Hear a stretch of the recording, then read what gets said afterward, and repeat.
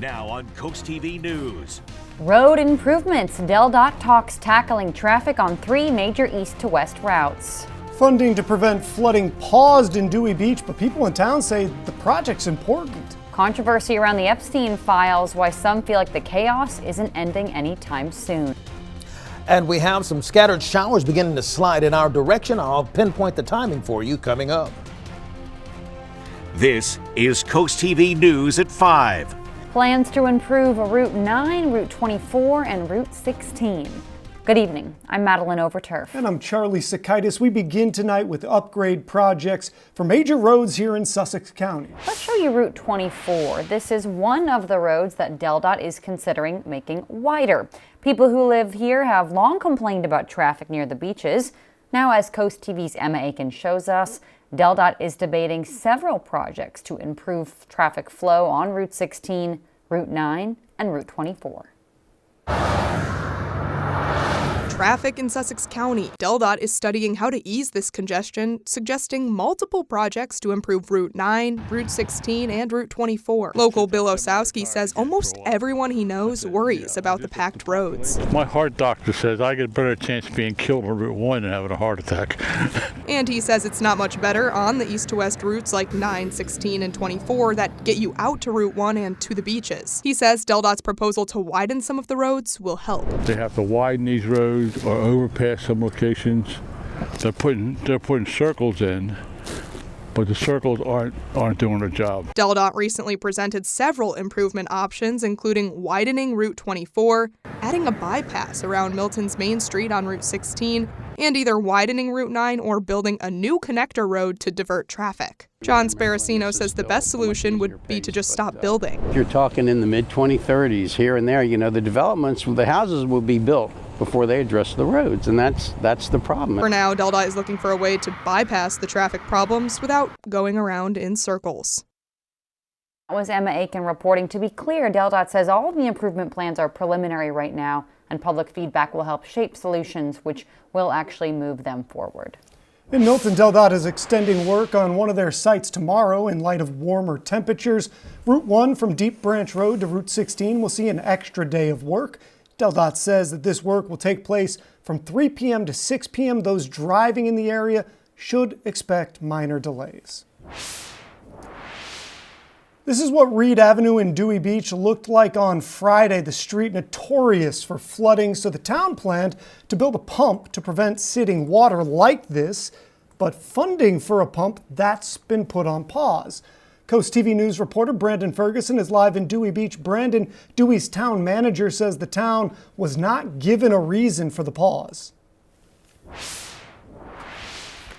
Charlie, Bayside flooding has burdened Reed Avenue for years, at some points reaching all the way to Route 1. So the town of Dewey Beach applied for a $1 million grant to help build a pump station here to ease some of those flooding problems. That was approved last year. But now, just 1 year later, town manager Bill Zalper says that $1 million is being withheld from the project, essentially putting it on pause. The town already has slow, no wake signs up here on Reed Avenue to prevent speeding during flooding. The town of Dewey signed all the agreements with the Army Corps, and the Army Corps was working on a pump design when I got the news that the money was being withheld. Zalper also says the Army Corps of Engineers denied to show up to a recent Dewey Beach Town Council meeting to explain why the funding is being withheld from this project, and also they wouldn't put anything in writing. We reached out to the Army Corps of Engineers about this, and we have not heard back. Live in Dewey Beach, Brandon Ferguson, Coast TV News. Taking a live look into Laurel now, let's check in with our First Alert Chief Meteorologist, Paul Williams. Get us going for the week here, Paul. Well, this morning we started off really on the very chilly side of things, and we are staying very clear at this present time, but we're bracing for an opportunity for scattered showers to come sliding in our direction for Tuesday, particularly by mid-morning Tuesday, making a bit of a raw Tuesday, but we're warming up just in time for Christmas.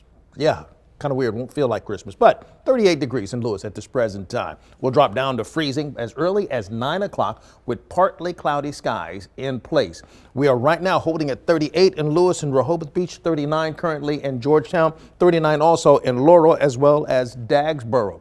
So we're not overly cold for right now. We have high pressure controlling our weather, but we do have a couple of spots where it's still remaining a bit on the breezy side, particularly for Rehoboth Beach down towards Fenwick Island, and then over on the other side towards Cambridge, watching out for 25-mile-per-hour wind gusts. Coming up, we'll talk about those scattered showers and the timing of them for tomorrow. Paul, thank you. Maryland state employees got an early Christmas gift. As of today, state agencies and offices will be closed on Wednesday, December 24th. According to the state, Christmas Eve will be treated like any other state holiday. On December 26th, liberal leave will be in effect for state employees, meaning employees can take the day off with approval and not be penalized. State offices, of course, will be closed on Christmas Day. And this brings us to our Coast TV poll. We want to know, how's your holiday shopping going? Let's take a look at what we got so far. Here's what the numbers say. 63%, they got it all done. They're ready to go. 16% almost done. It's a little variable. 2% just started and 19% not doing it. Bah humbug. The bah humbug is the important addition to that. Yeah, because it's higher than the 2%. It is actually, yeah. All right, if you haven't voted yet, go do that. You can also leave us a comment. You can vote on coasttv.com or use our mobile app. The Trump administration is pausing leases for all large offshore wind projects currently under construction. Now, the closest this applies to is in Virginia, to our area. The Interior Department says wind turbines create radar clutter, which they claim can obscure legitimate moving targets and create false targets. Now, U.S. Wind's project off the Maryland coast here on Delmarva, this was not part of this announcement. As you might remember, the U.S. Wind farm has been part of a months-long legal battle as the Trump administration is working to revoke Biden administration approvals for that plan here on Delmarva. Now, another angle opponents to the project here on Delmarva have taken is that U.S. Wind is a subsidiary of an Italian company, citing that the national security concern there, that could be a possibility. Controversy and anger still surround the release of the Epstein files. The Department of Justice redacted and blacked out thousands of photos and documents. Now lawmakers, Democrat and Republicans, calling for legal action to compel the DOJ to follow the Epstein transparency law. NBC's Julia Ansley shows us how this controversy is ending the year and shows no signs of diminishing into 2026. Congress has left Washington for the winter break, but that hasn't stopped lawmakers on both sides of the aisle from criticizing the Department of Justice's release of the heavily redacted Jeffrey Epstein files. Senate Minority Leader Chuck Schumer today introducing a resolution to take legal action for what he calls the DOJ's blatant disregard for the Epstein Files Transparency Act. The resolution echoes calls from lawmakers on both sides for more transparency. They're flouting the spirit and the letter of the law. It's very troubling, the posture that they've taken. This was a slap in the face of survivors. What do they want? They want to know who are the rich and powerful men who visited Epstein's rape island and covered up the abuse. Of the roughly 3,500 files released Friday, more than 680 pages of documents were entirely redacted. The DOJ defending what they've released. So we are in every way, shape, and form complying with this statute. Some documents, like this one, featuring a picture of President Trump, were released, then recalled, then released again. We learned after releasing that photograph that there were concerns about those women and the fact that we had put that photo up. So we pulled that photo down. It has nothing to do with President Trump. All of it leaving victims of Epstein frustrated. The family of Virginia Roberts Giuffre, one of the most vocal Epstein survivors who died by suicide earlier this year, still calling for accountability for the powerful people who were part of the late sex offender's orbit. I think we still have a big fight ahead of us. We understand that, and we won't stop. We won't stop until true justice is actually served. A number of Epstein survivors released a statement today asking lawmakers to take decisive action to enforce the law and compel the DOJ to fully comply. And late this afternoon, a spokesperson for former President Clinton, whose picture was released in the trove of photos from DOJ, is calling on the Attorney General to immediately release anything mentioning the former president, saying Mr. Clinton needs no protection. Julia Ainsley, NBC News, Washington. Early Christmas for Maryland families in Crisfield, how the state's food bank is giving back. Spotty rain is about to arrive on our front door. I'll give you the exact timing of that coming up. But first, the DART holiday schedule is out. When to expect transit services to be shut down for the holidays? Up next. This is Coast TV News at 5. The Delaware Administration for Regional Transit, or DART, has its holiday schedule. Christmas Eve and New Year's Eve, that public transit, well, it's going to operate normally, but Christmas Day and New Year's Day, no DART services statewide. On Friday, Felton police officers were called to Arroyo Farms at around 8:17 a.m. after an Uber rideshare went wrong. Department officials say the assault victim was in an Uber rideshare. An argument began when the victim requested a stop at Arroyo Farms. Police say this angered the driver. Officials say that is when the driver swung her handbag, hitting the victim's hand, which police say sent her phone flying into her face. Police say they were able to later find and arrest the driver. Coming up next, Paul Williams, who is in our Coast TV First Alert Weather Center with your full forecast after this. So we started off this morning very much on the cold side of the pillow, so to speak. Not cool, but cold side of the pillow, thanks to the winds. And we're going to start thawing out nicely in the afternoon hours, but just to kind of let you know, it's not going to feel a whole lot like Christmas on Christmas, by the way. And I'll show you that and why in a moment. So in Ocean City, right now, we're at 40 degrees.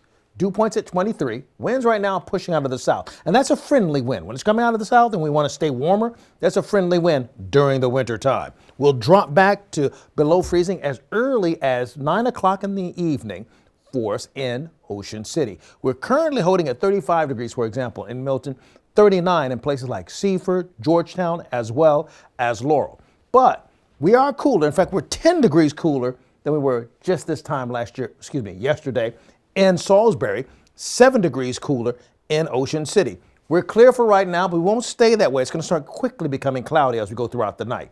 Small craft advisory is still active for Rehoboth Beach, Ocean View, Fenwick Island, and along Highway 1 for us in Sussex County, meaning that we're looking at about 25-mile-per-hour winds. And on the other side of the peninsula, same situation for us, places like Cambridge, Castle Haven, Thomas, Madison, Taylor's Island, as well as St. Michael's, watching out for 25-mile-per-hour winds. But thus far, we're looking relatively quiet in the upper atmosphere. High pressure and control, and that usually clears the board for us, but it's sliding away, and it's giving way to some scattered showers just starting to climb over the mountains of West Virginia. You know what I'm saying? So, that being the case, wind gusts are relatively light for right now, but they're going to pick up momentum for Tuesday afternoon, which is actually when I'm expecting the wind to really and the rain to kind of kick in for us. But by Wednesday, it shifts out of the northwest. Now this time, when the winds push out of the northwest, it won't have enough oomph to make it feel overly cold, okay? Except in the morning time. So it's going to feel more like the 30s and all that type of stuff. Breaking it down, it's 5 o'clock in the morning, we'll have a quick spritz of rain in Georgetown at 5:30. Then around 10 o'clock, we'll have widespread scattered showers for just about, everybody. But we're not talking stormy weather. We are talking about raw, inconvenient, and, kind of messy. But then it'll clear out by Tuesday afternoon. So we're not talking about a long-standing shower. A little scatter stuff here and there, and it'll get out of your way. It'll scooch on out the way as quickly as it arrives. So for Tuesday, we're looking for temperatures in the 50s, but winds out of the south. That's a friendly wind. So we're looking at 50, for example, in Georgetown, 50, for example, for the high in Cambridge, and 50 for the high in Berlin, Ocean City, Chincoteague, and Berlin. But mostly cloudy skies. You see, our chances of rain will stay scattered for us on Tuesday. Now, a better chance of rain really kicks in Friday going to Saturday. So the day after Christmas is when that rain will really kick in. So here's a look at that. Starts at Friday, particularly in the afternoon, Friday afternoon, evening, and going into Saturday. But even that's going to be pretty short-lived. Here's a look at your 7-day forecast. And so we're looking for a sprinkle or two for Tuesday, but really the real rain holds off till we get to Friday. Thank you, Paul. The City of Salisbury's Department of Infrastructure and Development is working to keep waterways clean. Nets have been placed on storm water pipes to catch stuff that is harmful to the streams, the rivers, the bays. City officials say that the mesh is made to catch bottles, wrappers, styrofoam, other trash while preventing upstream flooding. The city says they hope this system will lower park cleanup costs. And families in one area in Somerset County got help with groceries before the holidays. The Maryland Food Bank's mobile market set up in Crisfield today, bringing pantry staples straight to the community. People waiting in line told us grocery prices are too high, and for some, getting to an affordable store isn't that easy. Organizers say the goal is to fill gaps in areas without nearby pantries and make the experience welcoming.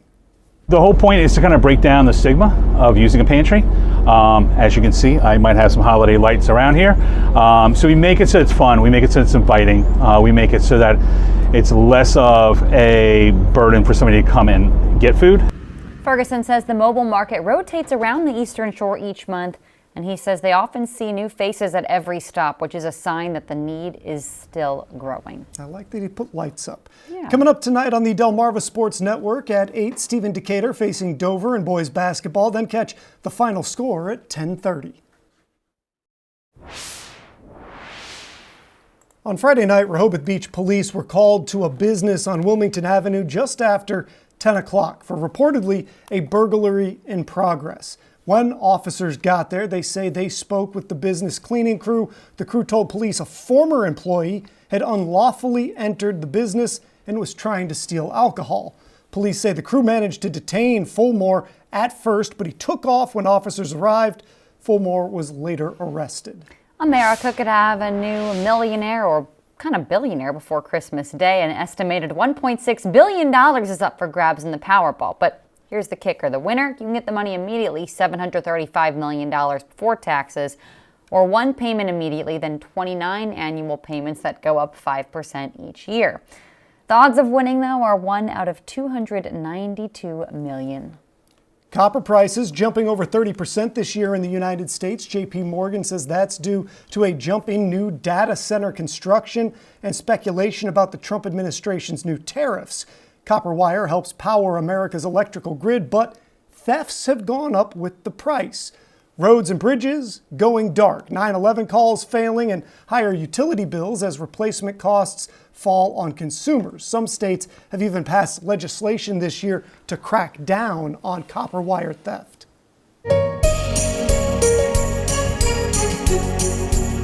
It's Christmas time, which means the Bless Our Children campaign is in full swing.